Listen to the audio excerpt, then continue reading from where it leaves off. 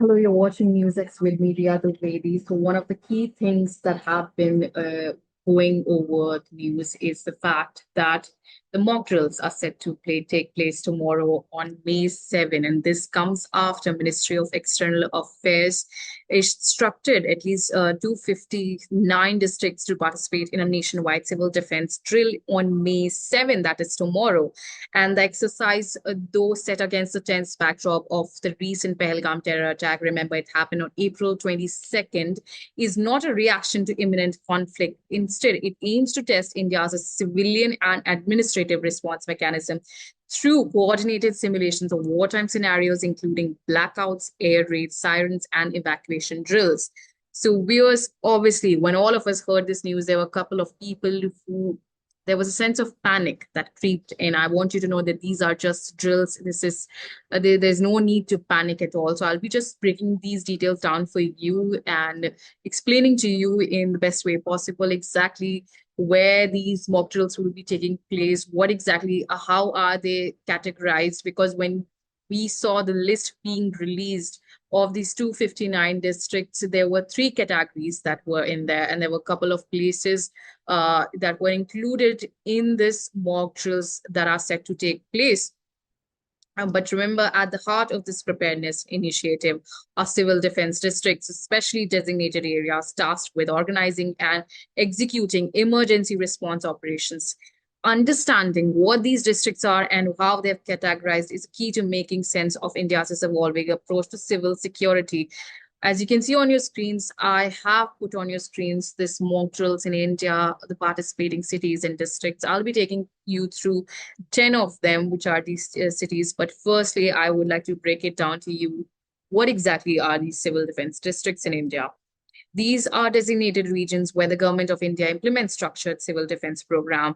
These districts serve as both administrative and operational centers activated to organize and execute emergency strategies in the face of national threats such as wars, missile attacks, large-scale terrorist incidents, and aerial bombardments. Their primary roles include training and mobilizing volunteers to respond during crisis, conducting blackout and evacuation drills to simulate wartime conditions, coordinating efforts with Home Guards, NCC, NSS, NYKS, local police, and administrative authorities, running public awareness campaigns, and preparing shelter infrastructure.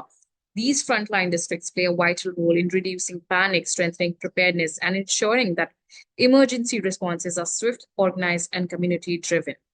How are the civil defense district categorized? So obviously, when we saw that there were three categories, but how the several factors that are important when we are talking about these categories is firstly the proximity to international borders.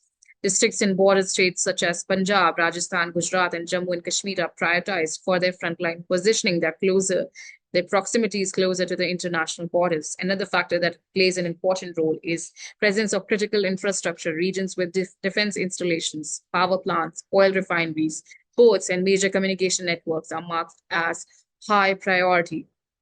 Urban density and civilian risk, heavily populated cities that would require complex evacuation and awareness strategies in case of a crisis. So the urban density that is very high in places like Uttar Pradesh, Rajasthan, Bihar, those are included in this list as well. And coastal sensitivity, coastal areas vulnerable to maritime threats are also given emphasis due to their strategic locations. So one of them being Port Blair. This approach ensures that at both at-risk regions and strategic assets are adequately prepared through tailored civil defense planning. So that was the question regarding how are they categorized. They are selected based on a multi-layered vulnerability and strategic importance assessment. The government uses a mix of geographic, demographic, and infrastructural criteria to determine which regions fall under the civil defense framework. Obviously, these drills are being conducted now amid the ongoing situation that we're seeing between India and Pakistan.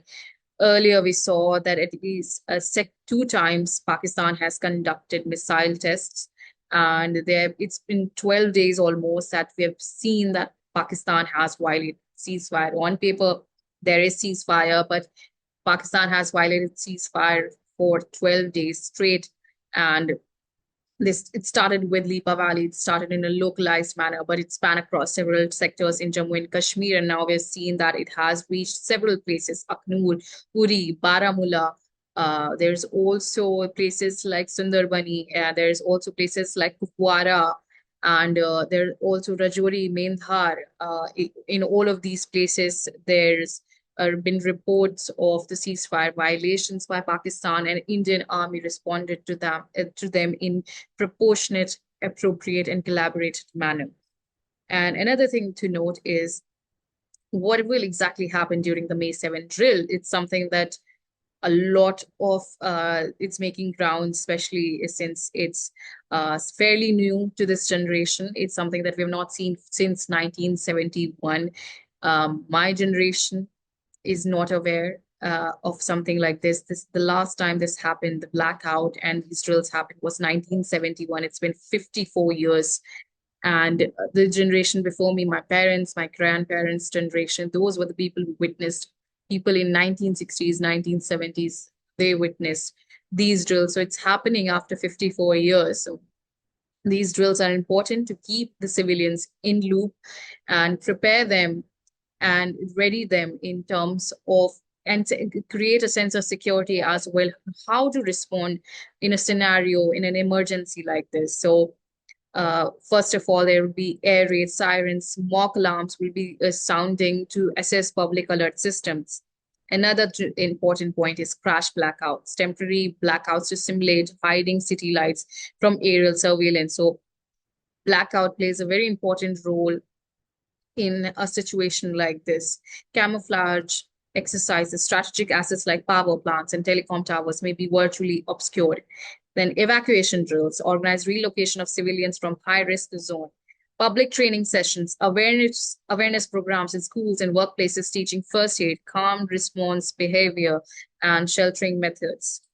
And another point to note is who will be participating in this. Firstly, district administrations managing logistics, home guards and civil defense, wardens executing drills on the ground, NCC, NSS, NYKS, and student volunteers conducting outreach and support activities, police and paramilitary forces assisting in the enforcement and mock scenarios.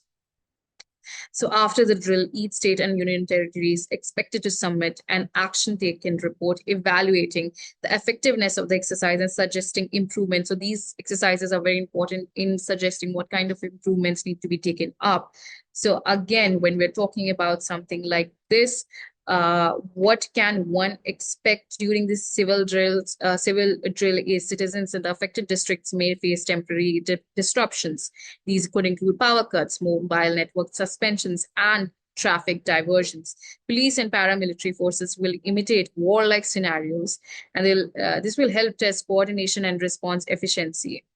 So these details are really important in terms of the mock drills and also as civilians in being prepared a scenario like this. But lastly, what I'd like to talk about is the 10 cities that I was going to be talking about will be participating in these mock drills. Firstly, the national capital, obviously, it's a very strategically and diplomatically, it's really important. The national capital is the heart of the country. So Delhi is where is one of the participating cities where the mock drills are set to take place. We saw several places where security has been heightened in the national capital. So places like the North Place, Janpath, India Gate, Gold Market. These are a couple of places where the security has been heightened. Another place is Lucknow, which is the capital of Uttar Pradesh. It's another place that is really important.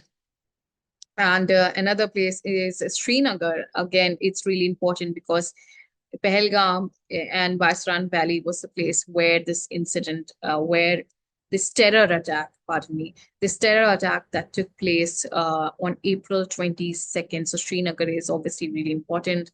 Another place to know is in Punjab is Amritsar. There are other places as well, but one of them being Amritsar. And another place in Rajasthan is Jaipur. Other places are Jodhpur and Ajmer and many more other places. They are in category 2. And one of them in Andhra Pradesh is Hyderabad. It's also an important place. Another city that is really important is Itanagar, another place in category 2. And category, when we're talking about that, these categorization we've already addressed. Another place to note is port player. So when I talked about how they are factored in these categories, port player is really important in terms of the coast, how close they are to coastline and maritime security. So obviously these places are important. In terms of the places with high urban density, as I've talked about, one of the factors that plays an important role is Patna. Lucknow is also one of them. And another place is Chandigarh that will also be participating. So these are the couple of places, at least 10 of them that I've talked about. They'll be participating in mock drills across India, pan-India mock drill that is set to take place tomorrow. There's no need to panic. And I and everyone else, we cannot stress this enough. Obviously, it creates a sense of panic because this is something fairly new to this generation. It's not something that has been witnessed in since 1971.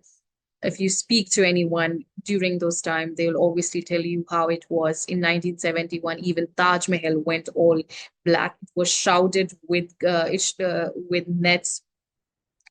Factories and other places were covered in nets, and uh, there's after that we're seeing it happen now. So but this is really important. It's something that we need to keep in mind. It's, as civilians, these drills are really important. So it's just a mock drill, that's all. So thank you so much for watching this explainer on what exactly in terms of the cities where these mock drills are set to take place and the factors playing in parts about how these categorizations are done. I hope I could break it down for you. Thank you so much for watching me on Newsx.